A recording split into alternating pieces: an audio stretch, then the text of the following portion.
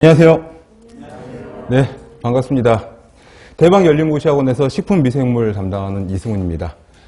오늘 첫 시간 문제풀이, 단원별 문제풀이 시간으로요, 기출문제 위주로 해서 기출문제를 분석한 기출문제 유사문제, 그 다음에 그 기출문제들을 단원별로 추려가지고 문제를 만들었습니다. 우선 수업에 들어가기에 앞서서 수업 방식하고 공부하는 방법, 그리고 최근 기출문제들의 출제 경향이랑 빈도 이런 것들을 먼저 이 목차를 보면서 한번 말씀을 드리고 넘어가도록 하겠습니다. 교재를 보시면 첫 페이지에 한 장 겉장만 넘기면 목차가 나오거든요. 챕터 1부터 12까지 되어 있는데 이 부분이 가장 최근에 있었던 2개년간의 식품미생물학 시험 문제를 토대로 해서 구분을 해 놓은 것이고요. 뭐 그렇지 않더라고 하더라도 일반적으로 이 챕터에서 골고루 출제가 되고 있어요. 일단 첫 번째 챕터인 미생물의 발전과 분류, 특히 미생물의 분류 쪽에서는 매번, 그러니까 20문항 한 번의 시험이 있을 적에 이 챕터 1에서 미생물의 분류 쪽에서 한 문제 내지는 두 문제가 꼬박꼬박 출제가 되고 있으니까 절대로 놓칠 수 없는 그런 부분이 되겠고요. 그 다음에 이제 두 번째 챕터부터 다섯 번째 챕터까지가 우리가 일반적으로 아는 세균과 곰팡이, 효모, 바이러스, 일반적인 이제 식품 미생물의 종류, 분류들이 되겠습니다. 각각의 챕터에서 세균에서 한 문제 내지 두 문제, 곰팡이 하나 내지 두 문제, 효모, 바이러스 역시 마찬가지로 바이러스도 빼놓지 않고 나오는 부분이 되고요. 우리가 식품미생물을 공부하면서 가장 어렵게 생각하는 균의 이름들을 외우고 균의 특성들을 외우는 부분들, 그 부분은 지금 2번부터 다섯 번째 챕터인데 이거 다 합쳐서 한 30-40% 정도 되는, 전체 시험 문제 20문제 중에서 한 30-40% 정도, 많으면 한 40%, 적으면 한 20-30% 정도를 차지하는, 그러니까 두 문제에서 한 4문제 정도가 출제된다고 보시면 되겠습니다. 그러니 세균서부터 바이러스까지 가장 중요하고 가장 많이 나오는 것들 위주로 공부를 하시되, 그 외에 여지껏 나왔었던 역대 기출들을 토대로 해서 분석해 놓은 문제집이 지금 여러분들 앞에 있는 문제집이니까 여기에서 문제집에서 다루고 있는 복이나 문제에서 소개되고 있는 미생물들의 이름을 위주로 해서 공부를 하시면은 사실 실제로 시험 보실 적에 우리가 균 이름을 몰라가지고 틀렸다 하는 그런 문제들은 아마 거의 나오지 않을 겁니다. 실제로 그랬고요. 작년 올해 있었던 4번의 시험 80문항 중에서도 우리 교재 밖에서 나온 균 이름은 없었어요. 그리고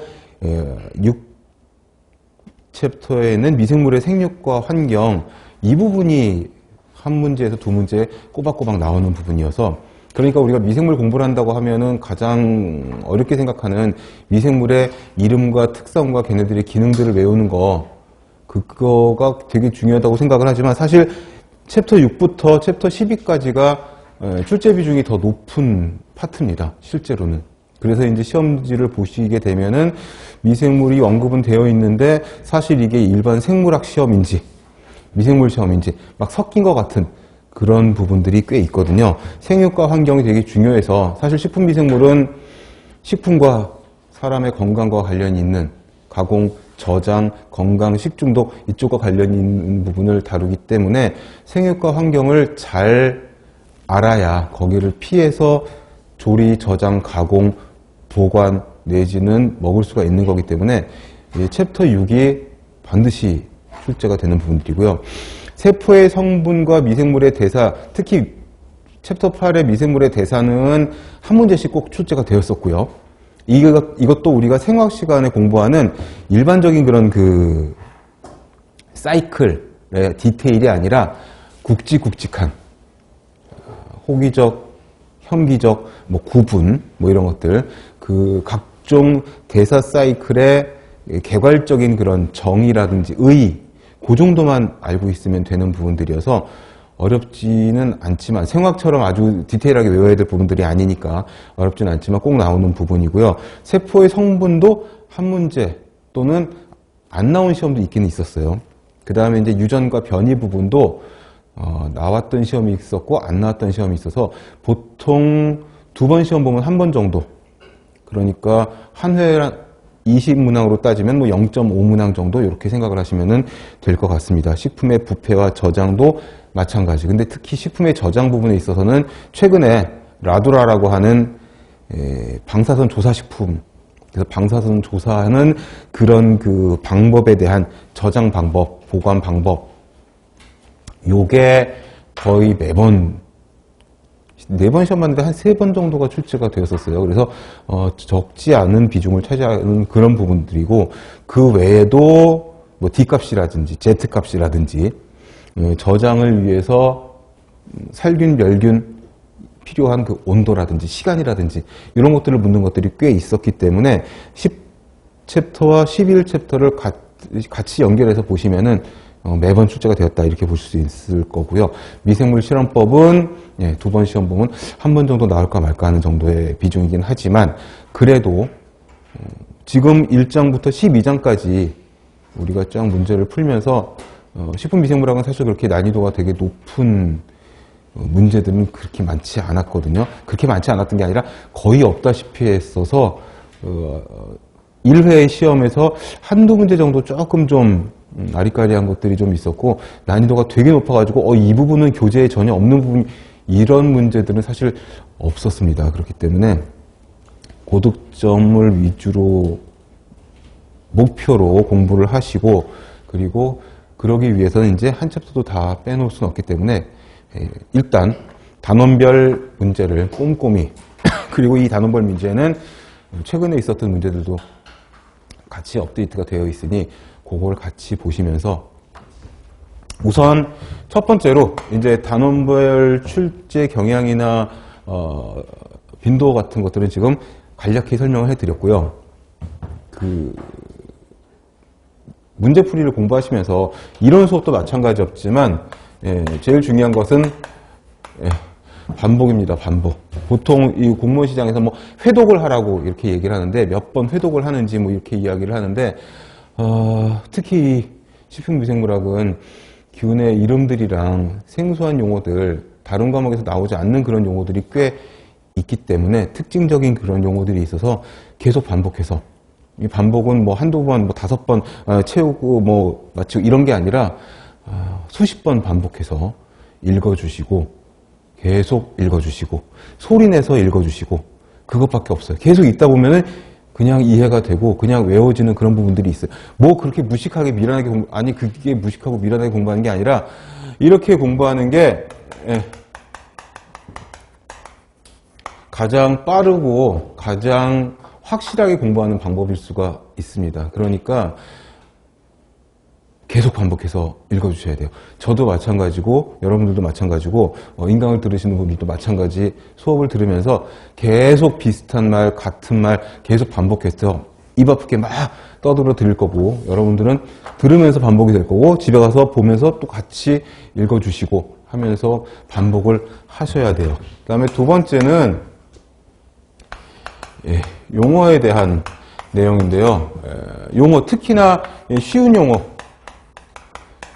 같은 것들을 잘 정리를 해서 머릿속에 넣어두어야 됩니다. 용어가 대부분 한자 용어들이고요. 그 한자 용어에 대한 그런 단어에 대한 이해가 없으면은 100번 읽어봐야 머릿속에 잘 들어오지가 않거든요. 그러니까 문제를 풀면서 나오는 그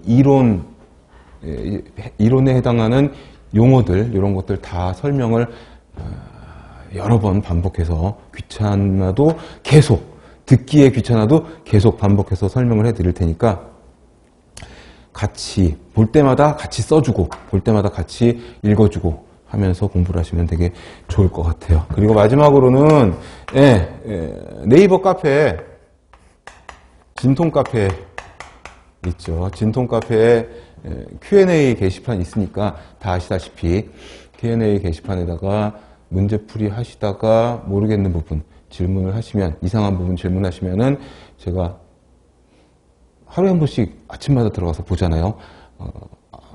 하루의 시작이 제가 카페 한 바퀴 쫙 돌면서 Q&A 해결하고 이제 화장실을 가는 그런 순으로 진행을 하거든요. 여기가 남들이 다 보는 데라서 좀 그렇다면, 학원 홈페이지에 질문 게시판 있죠.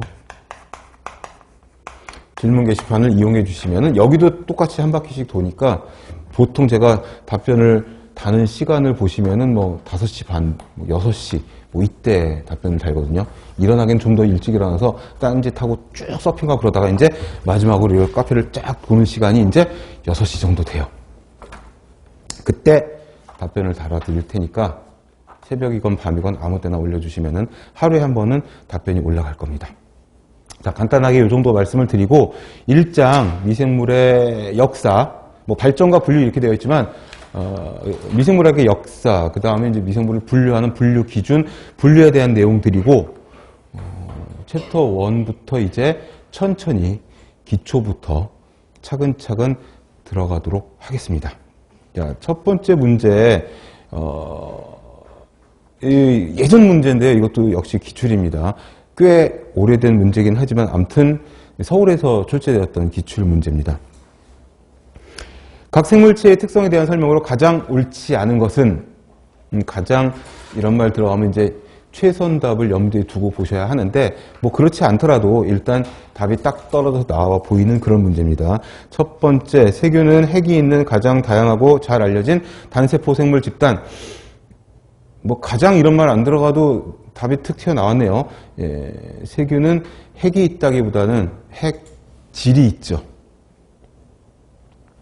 이게 일단 틀린 보기로 일단 체크를 해놓고 나머지 보기들을 한번 확인을 해보면 되겠습니다. 균류, 외부의 물질을 분해하여 이 과정에서 방출되는 영양분을 흡수하는 단세포 또는 다세포 진핵생물 집단, 맞는 보기죠. 맞는 보기입니다. 두 번째, 고세균, 세균보다 진핵생물과 밀접한 관련이 있는 단세포 생물 집단. 요 3번 보기 때문에 가장 옳지 않은 가장자가 붙은 것 같아요. 고세균은 특성이 진핵과 닮아 있는 부분도 있고 원핵과 닮아 있는 부분도 있어서 어디 쪽에 꼭 가깝다라고 말하기는 좀 그렇거든요. 그런 특성들이 좀 있어요. 이게 표를 만들어서 쭉 나열을 해보면은 어느 쪽으로 좀 더 치우쳤다 이렇게 말하기가 좀 어렵거든요. 그런데 아무튼지 간에 1번의 보기가 확실히 틀렸기 때문에 고세균은 세균보다 진핵생물과 밀접한 관련이 있는 이 부분을 맞았다고 치고 1번을 가장 옳지 않은 최선답으로 보시면 되겠습니다. 4번 원생생물은 식물 또는 동물 또는 균류가 아닌 진핵생물 집단. 이것도 맞죠. 그래서 일반적으로 분류가 세균하고 고세균하고 진핵 이렇게 가는데 이게 검색을 해보셔도 또는 우리 이론교재를 보셔도 그렇지만 이게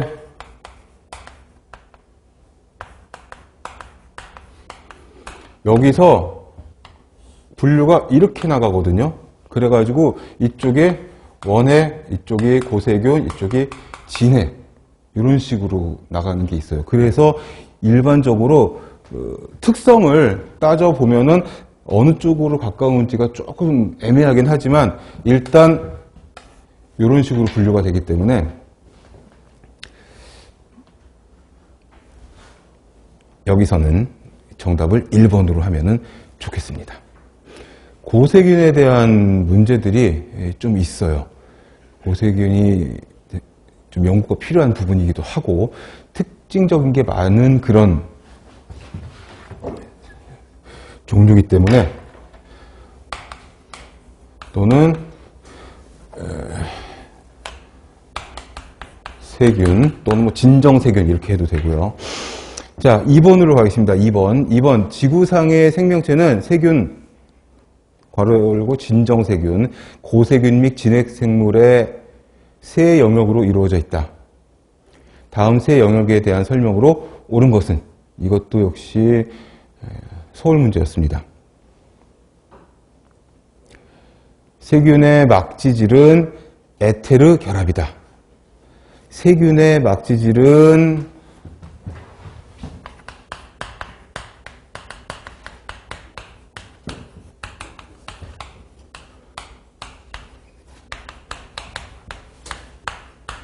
지방산과 글리세롤의 에스테르 결합이에요. 요게 세균의 막지질이고요. 에테르 결합은 요게 고세균의 세포막이에요. 고세균이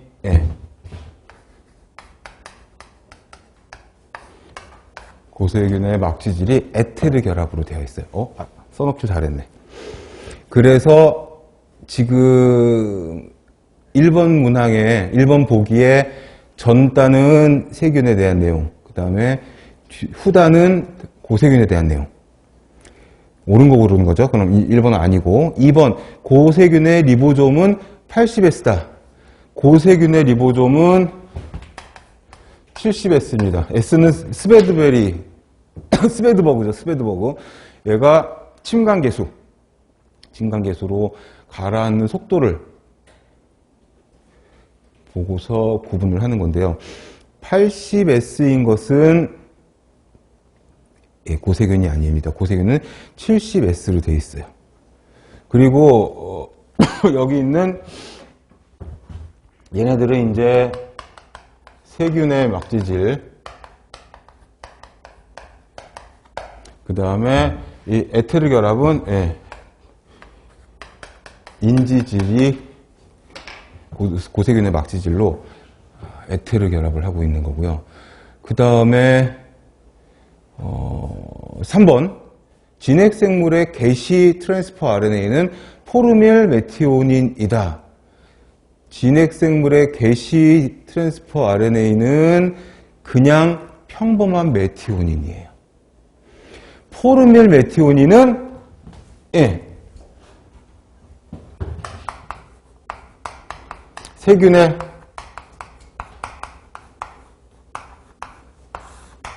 세균에 해당돼요. 계속 덧붙일 그게 생기네. 지우지 말고 계속 여기다 붙여야겠다. 포르밀 메티오닌은 세균 또는 진정세균의 단백질을 구성하는 최초의 아미노산이에요. 얘를 구성하는 단백질의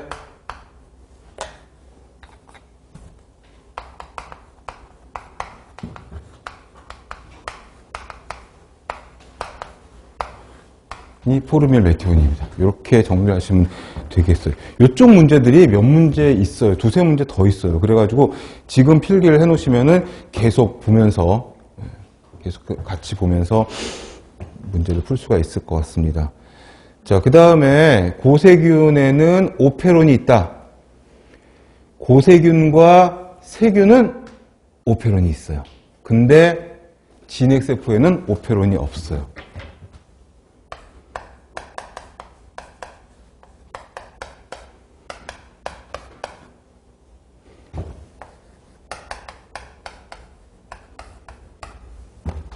이렇게 되어 있어요. 세균과 고세균은 오페론이 있어요.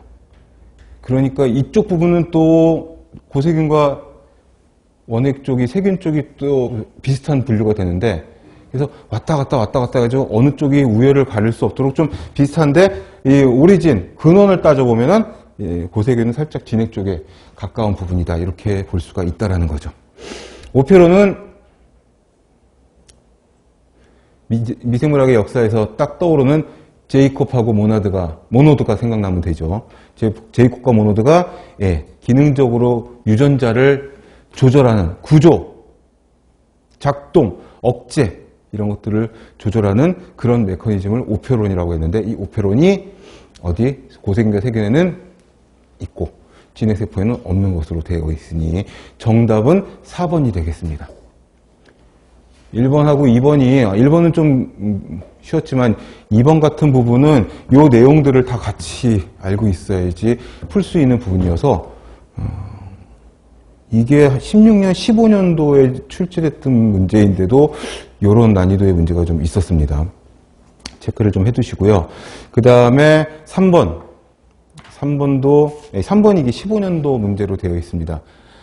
찾아보시면 나오는 그런 문제들인데, 고세균의 개념은 유전체 분석에 의해 확정이 되었으며, 고세균은 세균, 진핵생물과 구별되는 특징을 가지고 있다. 다음 중 고세균이 갖는 특성으로 옳지 않은 것. 고세균은 살짝 진핵 쪽에 가까운 곳으로 되어 있는데, 일단 1번 고세균의 DNA는 세균처럼 초나선을 형성하거나 진핵생물처럼 히스톤 결합에 의해 응축이 된다. 고세균의 DNA는 천천히 세균처럼 초나선을 형성하거나 진핵생물처럼 히스톤 결합에 의해 응축이 된다. 옳지 않은 걸 고르라고 했죠. 예, 맞습니다. 세균처럼 세포질에 녹아있는 그런 DNA를 이렇게 지금 표현을 한 겁니다. 2번 고세균의 세포벽은 펩티도 글리칸을 갖고 있지 않다. 고세균의 세포벽은 펩티도 글리칸이 되게 부족한 걸로 되어 있어요. 주로 단백질로 되어 있습니다. 그래서 고세균이 항생제의 저항성을 가져요. 대부분의 항생제들이 이 펩티도글리칸층을 형성하지 못하게 하거나 펩티도글리칸층을 녹여버리거나 해가지고서는 균들을 죽이는데 반해서 얘들은 펩티도글리칸층이 없거나 아니면은 굉장히 부족하고 껍질이 단백질로 되어 있기 때문에 항생제의 내성을 항생제에 잘 죽지 않는다는 거죠. 그래서 수업 시간에 말씀드렸었잖아요. 고세균이 이게 고온 고압에서도 악조건에서도 견디는 애들이 꽤 많은데 고세균이 병원성을 갖게 된다면 굉장히 골치 아픈 일이 생길 거다. 이런 언급이 여러 번 있었었죠. 3번 세균과 달리 선형의 염색체를 갖는다. 이게 답이네요. 예, 1번하고 또 상충되는 보기이기도 하고요. 4번 리보소멀 RNA 서열 분석 결과 진핵생물이 세균보다 유전적으로 더욱 가까운 관계임이 그래서 진핵 쪽으로 조금 더 치우쳐 있다고 되어 있잖아요. 그래서 이렇게 보시면 되겠습니다. 정답은 3번입니다. 3번. 2번하고 3번이 만만한 내용들이 아니어서 수업이 진행이 되면서 또 고세균이랑 진핵 또는 세균에 대한 구분 이런 것들이 나오면 다시 한번 반복해서 설명을 해드리도록 하겠습니다. 뒤에 또 있긴 있어요. 자, 4번은 18년도 문제인데요. 로버트 코우에 대한 설명으로 가장 옳은 것은 자, 질병의 배종설을 지지하였으며 배종설은 요즘이 아니라 예전 교재에도 거의 나오지 않는 용어거든요. 근데 친절하게 영문으로 써줬잖아요. Germ Theory of Disease. 이게 뭐죠? 특정 병원체가 또는 특정 세균이 질병을 옮긴다는 이론입니다. 배가 배아 할 때 배, 씨앗, 그 배자예요. 한자는 제가 잊어먹어서 쓸 수가 없는데 아무튼 이 배종설은 특정 세균이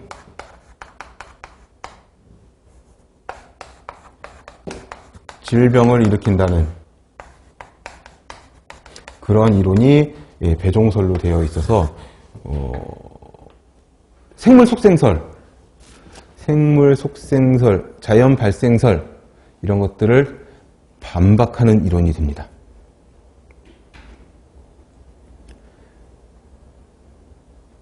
어떤 사람들이 파스텔의 누에병 기억나시죠?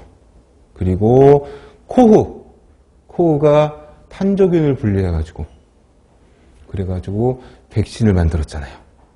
그 탄저균을 분리해서 쥐한테 집어넣어서 탄저병이 일으키는 것을 증명해서 그래서 증명을 했죠. 그게 맞네요. 1번 보기가 맞네. 그러니까 1번이 정답이 되겠네.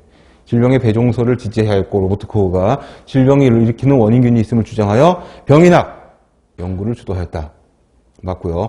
2번 그람 염색 기법을 개발하여 현미경을 이용한 세균 관찰을 용이하게 하였다라고 되어 있는데 그람 염색 기법은 코우가 아니고 그람이 했죠. 한스 크리스티안 그람이라고 하는 덴마크 사람인가 하는 사람이 개발을 했다고? 개발을 했다고 하고 현미경을 이용한 세균 관찰은 다른 사람이죠 또 레베누크인데 아무튼 2번 보기는 틀린 보기. 3번 미생물을 선별적으로 죽이는 화학물질인 마법의 탄환에 대한 연구로 화학요법 분야에 초석을 쌓았다.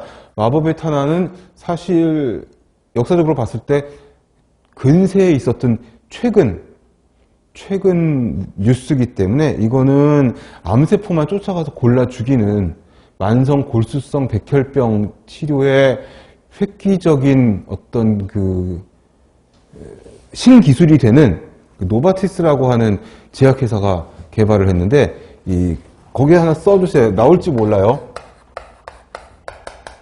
글리백이라고 하는 명칭의 만성 골수성 백혈병 치료제를 만들었는데 이게 선택적으로 암세포를 쫓아가서 죽이는 그런 최초의 약이어서 2001년도에 미국 FDA에서 승인을 하고 국내에서도 그 후에 승인을 받은 그리고 한국의 사망원이 1위가 암이다 보니까 국내에 암 환자들이 되게 많잖아요. 사망률도 높고 각종 암 특히 혈액 쪽 그쪽 암에서는 이렇게 선택적으로 암세포를 쫓아가서 그 암세포만 죽이는 그런 항암제들이 많이 개발이 되어 있어서 실제로 사용을 하고 있기도 합니다.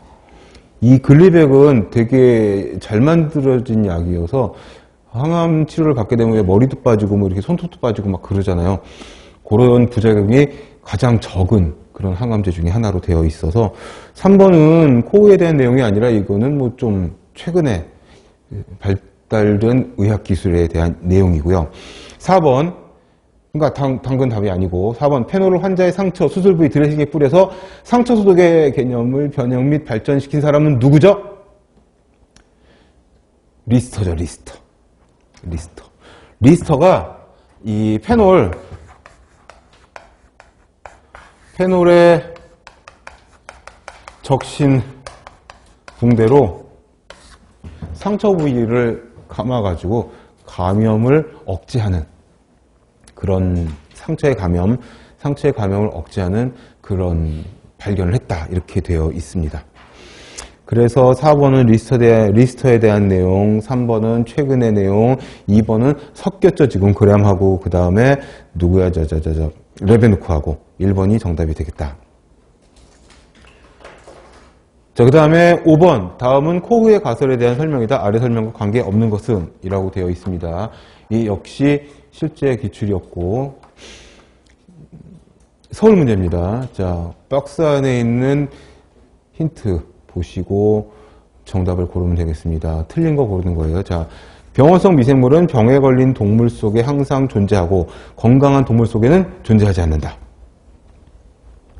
지금은 뭐 당연하게 생각되는 거지만 이 코흐가 살았던 시절에는 이거 대단한 큰 발견이었죠. 미생물은 동물의 체외에서도 순수 배양이 되어야 한다.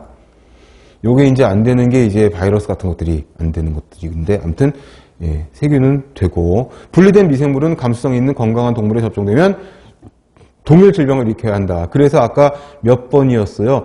4번 문제 할 적에 질병의 배종설 이거 나왔을 적에 코흐가 탄저균을 분리해가지고 건강한 쥐에다가 주입을 시켰더니 탄저병에 걸렸더라. 그걸 증명을 했다고 했죠. 파스테르도 누에병을 가지고 특정 병원체가 특정 질병을 일으키는구나 생각을 했고요. 그 다음에 네 번째, 해당 미생물은 실험 동물로부터 재분리되어야 하고 실험실에서 재배양될 수 있어야 하며 배양 후에는 원래 미생물과 동일해야 한다. 자, 보기를 보겠습니다. 한 특정한 미생물이 한 특정한 질병의 원인이 된다. 맞죠? 이 4번에 있었던 배종설과도 같은 내용. 그 다음에 2번, 한 종류의 미생물만이 존재하도록 순수 분리해야 한다.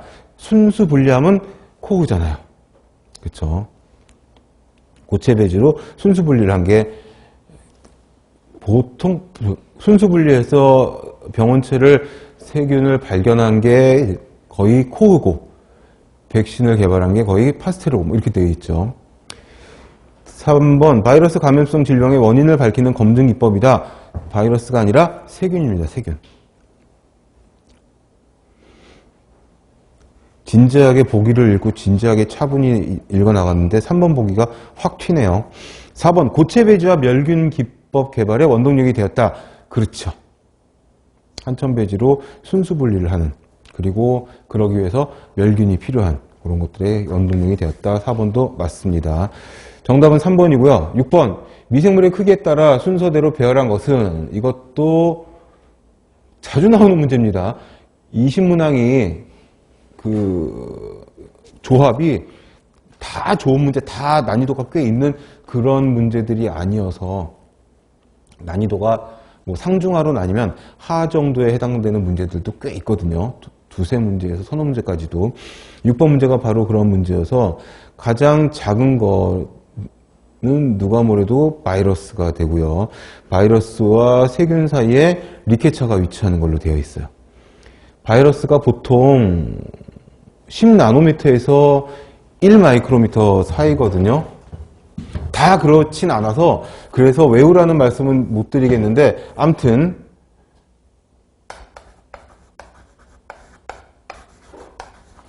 그래서 책마다 살짝 차이가 있는데 요 정도 사이가 되고요. 그 다음에 이제 리케차 같은 것들이 보통 커야 2에서 3 마이크로미터 정도 돼요.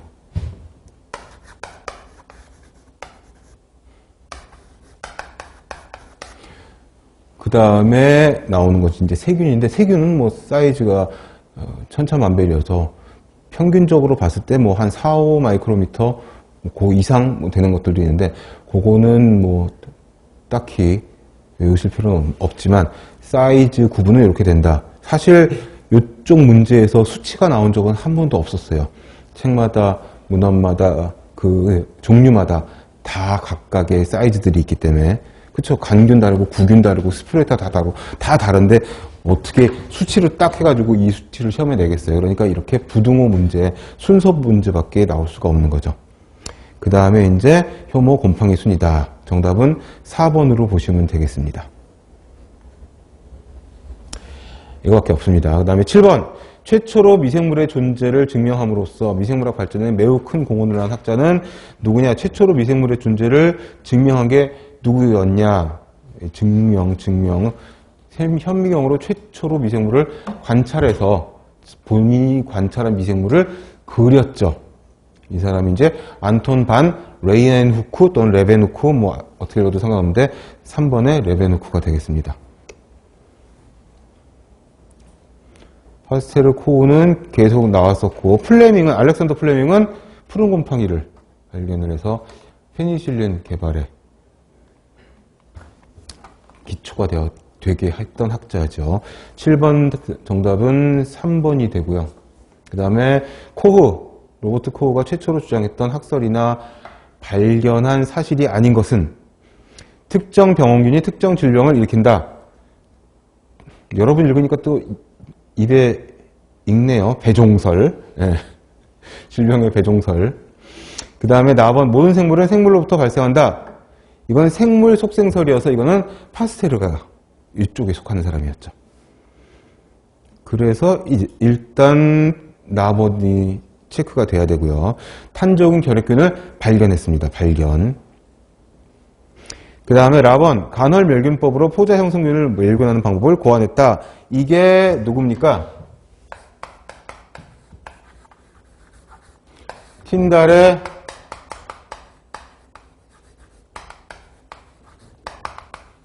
틴달리제이션이죠. 그래서 정답이 나와 라가 아닌 거니까 그걸 찾으면 2번에 있는 나와 라가 되겠습니다. 뭐 아직까지 뭐 괜찮죠. 아주 쉬운 문제들은 뭐 없었지만 아무튼 시험을 대비할 적엔 뭐 또 이런 문제들 또 봐가면서 그러면서 대비를 해야 되니까.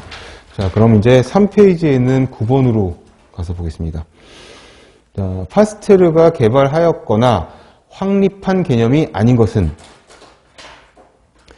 고세균으로 막 정신없이 몰아치더니 이제 또 역사적인 사항을 가지고 이제 문제들이 쭉 나오고 있어요. 자, 실험을 통해서 1번 실험을 통해 살아있는 미생물 없이도 알코올 발효가 일어나는 것을 확인하였다. 그러니까 파스테르가 확립한 개념인가요, 이게? 이거는 누구죠? 부크너죠, 부크너. 또는 부흐너라고도 하죠, 부흐너. 부흐너가 효모 추출액을 건조시켜가지고 당액하고 같이 보관을 했더니 발효가, 알코올 발효가 일어나더라. 그래서 그거를 뭐라 했죠? 치마제. 효소라는 이름을 가장 먼저 만들어낸 게 이거를 뭐 찌마제, 치마제 한글 표기는 여러 가지로 하더라고요. 근데 아무튼 예, 찌마제가 여기서 나온 거죠. 건조시킨 효모를 갈아가지고 그 추출액을 갖다가 당과 함께 넣어가지고 알코올 발효를 시킨 거를 예. 그러니까 1번은 파스테르가 개발했거나 확립한 사실이 아니라 예, 부크너의 업적이 되는 거죠.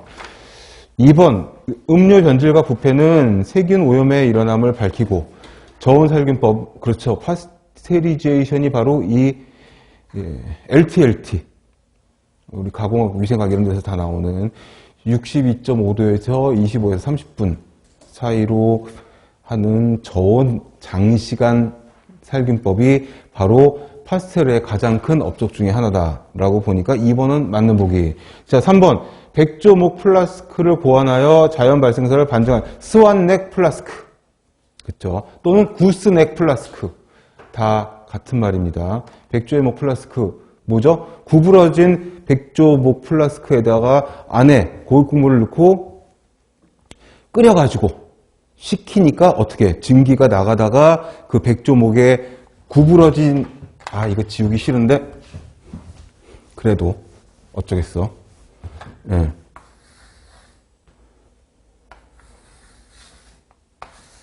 여기다가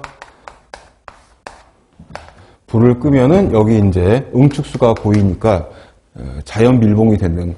그래서 6개월 동안 놔둬도 상하지가 않았는데 이 목을 기울여서 이 응축수를 쭉 따라내고 나니까 바로 2, 3일 만에 3, 4일 만에 이 육즙이 썩더라 하는 게 바로 백조목 플라스크 스완넥 또는 구스넥 플라스크 실험이어서 맞았고요. 4번 감염된 토끼의 건조 척수로부터 공수병 백신을 개발했다. 이게 1885년으로 되어 있어요. 연도가 뭐 중요한 건 아니지만 아무튼 이때 이 백신을 치료약으로도 사용을 해봤는데 치료약으로도 효과가 있었다라는 기록이 있습니다. 그래서 백신 개발 맞고 그 백신으로 치료 효과도 보았다. 계획에 물린 소년에게 이 백신을 주사를 했더니 죽을 때까지 공수병 증상이 없었다. 이렇게 되어 있습니다. 정답은 9번의 1번이고요. 자, 그 다음에 10번. 미생물학의 발전에 기여한 학자들과 그 업적을 바르게 연결한 것. 이런 문제가 한 문제는 나옵니다. 2번 정도 보면은 한 번 정도 출제가 되는데, 한센은 소적 배양법, 행잉 드랍 프레퍼레이션 또는 그냥 드랍 컬처라고 하죠.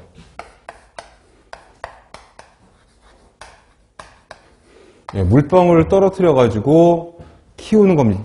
근데 이 작은 물방울, 작은 소적이 작은 물방울 적자거든요. 물방울이라는 뜻인데 이 소적 배양법을 고안한 건 한센이 아니고 린트너죠. 린드너. 근데 이 사람이 어느 나라 사람인지 잘 모르겠는데 아무튼 도고식으로 읽으면 린트너라고 읽는 게 맞는 것 같은데 뭐 편한 대로 읽어도 되겠습니다. 이 사람이 발견한 거죠. 이 사람이 맥주 효모. 뭐 하려고? 순수 배양을 하려고. 그러려고 만들어낸 거죠. 그게 목적이었다. 한센은 누구냐? 한센은 에밀 크리스티안 한센. 이름이 플레임이 생각이 나는데 이 사람도 역시 그 맥주 혐오를 순수 분리한 사람인데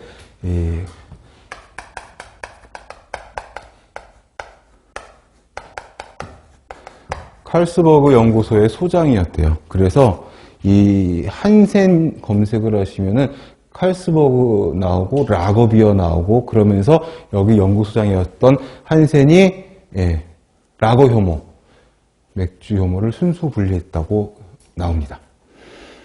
그래서 바르게 연결된 게 아니죠. 1번은 맥주 혐오와 관련이 있지만 소족 배양법은 린트너의 업적이다. 자, 플레밍은 나오면 푸른 곰팡이 페니실린 나와야 되는 거고, 최초 항생 물질인 스트랩토마이신은 누구죠? 왁스만 연구소에서 나온 거죠. 왁스만 연구소.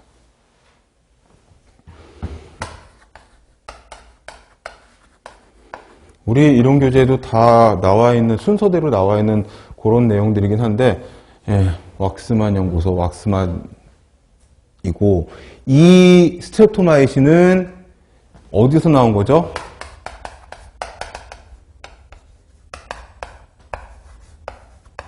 뭐죠, 이거? 액티노마이세테스 방선균으로부터 나온 항생물질인데, 어디 치료하는 거였죠, 이게? 결핵치료였죠, 결핵치료. 세균의 단백질 합성을 억제하는 아미노글리코사이드 계열의 항생제였습니다. 항생제의 계열별 분류도 한번 쭉 적어드리도록 할게요. 암튼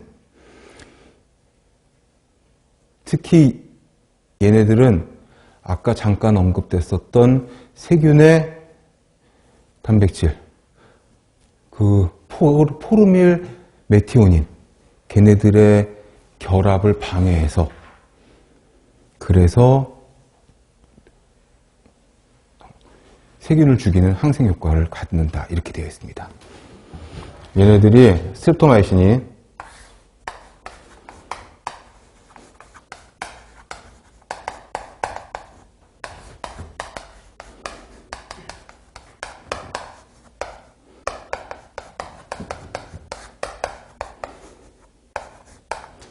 세균의 포르밀 메티오닌의 결합을 방해하는 얘네들이 단백질, 그러면 합성이 억제가 되는 거죠. 시작 단백질이 얘였으니까 얘의 결합을 방해하는 거는 단백질 합성을 억제하는 거. 그러니까 단백질 합성을 억제해서 항생 효과가 있는 겁니다. 항균 효과가, 세균을 죽이는 효과가. 아무튼 2번 보기도 그래서 연결이 잘못된 거고요. 왓슨 앤 크릭은 DNA의 더블 헬릭스, 이중 나선 구조를 밝혀낸 사람이고, 1 유전자 1 효소털은 누구죠? 다른 색깔로 하죠.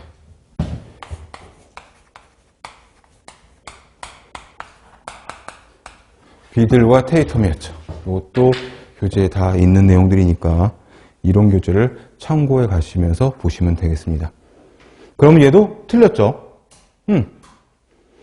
원진 원 엔자임은 비들 테이텀이고, 그 다음에 틴들은 간헐멸균법, 아까 언급이 됐었죠. 틴달리제이션. 간헐멸균법으로 포자 형성균을 완전 멸균하는 방법이 고안되었다라고 해서 4번이 연결이 제대로 잘 된 겁니다. 됐네. 이렇게 문제를 보면서 관련된 이론들을 천천히 설명을 해드릴 거니까 필기를 잘 하셨다가 문제의 답만 보고서는 그 답만 공부하시는 게 아니라 그 문제에 관련된 이론들을 같이 다 공부하시면 그러면은 도움이 이제 많이 될 겁니다. 이쪽 계통에서 문제가 변형이 되어서 나오거나 유사 문제가 나온다고 하면은 틀리지 않을 수 있도록요. 그 다음에 11번 미생물의 명칭을 명명 방식에 맞게 표기한 것은, 요것도 4번 시험이 있었는데 3번 정도는 출제가 됐었죠.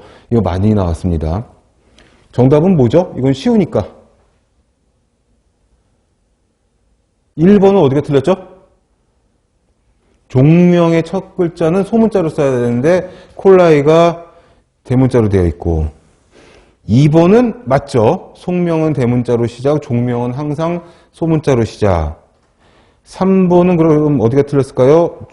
속명이 대문자가 아니어서 틀렸고 종명은 맞았는데 4번은요. 이게 좀 웃기는데 이 밑줄을 긋는 거는 언제 그어야 되는 거죠? 손으로 쓸 때. 그쵸? 그래가지고 야, 이 문제를 같이 풀면은 질문이 꼭 들어올 것 같은데 싶은데 그래도 2번이 확실히 빼박 정답이니까 4번 보기는 어떻게 했어야 되나? 아, 이게 맞죠? 4번 보기 밑줄 위에다가 손글씨처럼 해놨으면 맞는 보기일 텐데 뭐 인쇄물이니까 아무튼 정답은 2번이고요. 자, 그 다음에 12번 문제 보세요. 12번 문제. 12번 문제가 괜찮아요. 12번 문제가 괜찮은 문제예요. 자, 옳지 않은 걸 모두 고르는 겁니다. 자, 보세요. 12번. 첫 번째 단어인 속명은 대문자로, 두 번째 단어인 종명은 소문자로 시작한다. 맞나요? 틀리나요? 맞죠? 지금 우리 11번에서 봤잖아? 자, 나번. 표정들이 이상하게 막 바뀌어야 되는데 그냥 평이하신데. 자, 그 다음 나번. 미생물 분류 방법의 발전에 따라 미생물 이름이 바뀌는 경우도 있다. 맞나요? 그렇죠. 뭐 많죠. 이런 경우는. 나번 일단 맞아. 그럼 옳지 않은 거 골라야 되니까 어떻게 골라야 돼? 그럼 다번 보세요. 다번. 책에서 이름 전체가 한 번 쓰인 이후에는 속명의 약어를 사용할 수 있으며 단 약어 뒤에는 마침표를 찍어야 한다. 맞죠? 이거 맞습니다. 스테필로코커스 뭐 이런 거 길잖아 또. 그쵸? 그런 것들이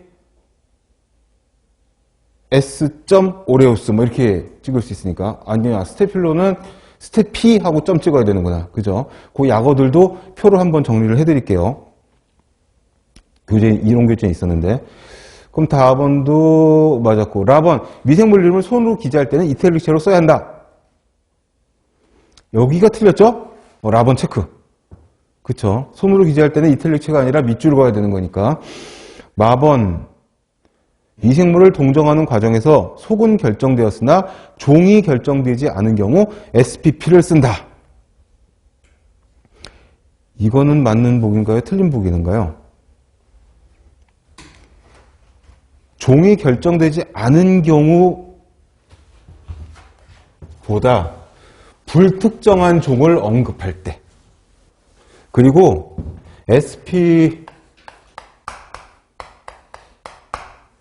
단수, 복수 이렇게 설명되어 있는 책들도 있거든요. 근데 일반적으로 이 SPP 점을 찍을 적에는 이게 그 종속 과목 할 그 속 안에 있는 여러 종을 의미할 때, 속 내의 여러 종을 지칭하거나 혹은 전체를 지칭할 때 얘를 써요. SPP를. 그리고 SP 같은 경우에는 이게 다 거기서 난 거거든요. 스피시즈. 이거는 이제 종명 중에 불명확하지만 한 종만을 의미할 때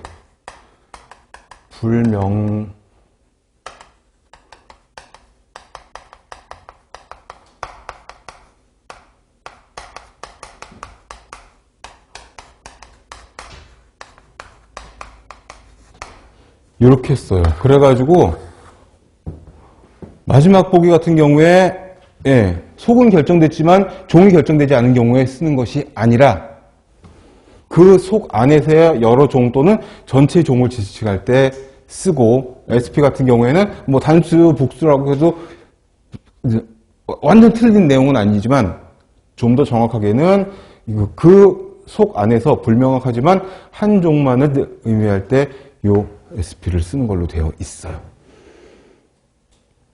그러니까 종이 결정되지 않은 경우라기보다는 이제 불특정한 종을 언급할 때 이렇게 생각하시면 될 것 같아요. 의미가 다르죠? 그러면은 라하고 마가 틀렸는데 라하고 마가 있는 보기가 없잖아요. 라하고 마는 확실히 우리가 틀렸다고 생각하면은 가도 틀린 보기라고 되어 있는 건데, 그쵸, 거기죠. 예. 아까 반짝하는 걸 제가 봤어요. 봐봐. 종명이 왜 클래스야? 종명은 스피시스지. 이게 종이거든요. 클래스라고 되어 있잖아. 클래스는 강이에요, 강. 종속, 과목, 강문계 할 때 강이 클래스예요. 대단하죠. 이 문제 좋은 문제 같아요. 이런 문제 있었잖아요. 최근에도 이런 유사한 그런 철자를 바꾼다든가 뭐 이런 문제들이. 그래서 정답 10번에 1번으로 하고, 자 4페이지 13번부터는 잠시 쉬었다가 들어와서 이어서 가도록 하겠습니다.